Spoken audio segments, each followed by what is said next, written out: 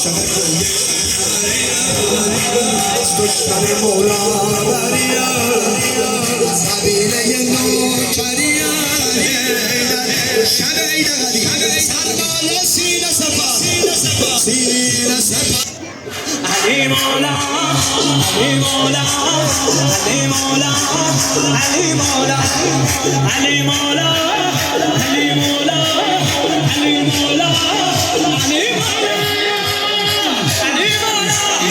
علی مولا علی مولا حیدر علی مولا علی مولا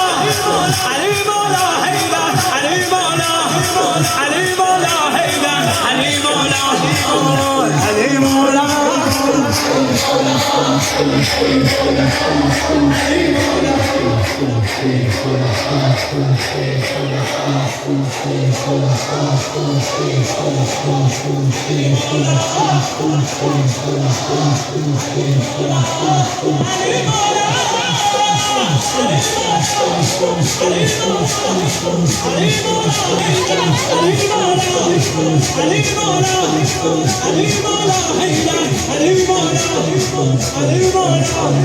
علی مولا علی مولا خدا قربان به یک دشمن علی نروم چرا خدا قربان به یک دشمن علی نروم حلال زاده رهش از حرام زاده جداست علی مولا علی مولا علی مولا حیدر علی مولا علی مولا علی مولا حیدر علی مولا علی مولا حیدر علی مولا به چشم امید فقیران مهدی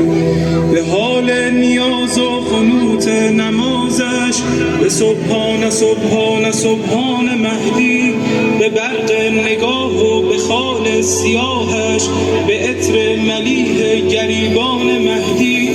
به حج جمیلش به جاه جلیلش به صوت حجازی قرآن مهدی به صبح عراق و شبانگاه شامش به آهنگ سمت خراسان مهدی به جان داده های مسیر عبورش به شهد شهود شهیدان مهدی تمام الارجی بود برداره آقا این هنسفری پیدا شد اون آخر صاحبش بهت بگیر الکی مطمئنی؟ این روز کا جشن ہے مشهد مقدس میں چند تا گوشی داشته خب شما بشید به نظرم ایشون فقط رای آورد قبوله؟ اونایی که میگن ایشون یک صلوات بفرستن من با باری کم خیلی کم بودن انصافا خستگی به تنشون منم همینطور شما اگه نشستین دیگه جواب بلندتر بفرستین باری کم صلی علی محمد و آل محمد 100 تومن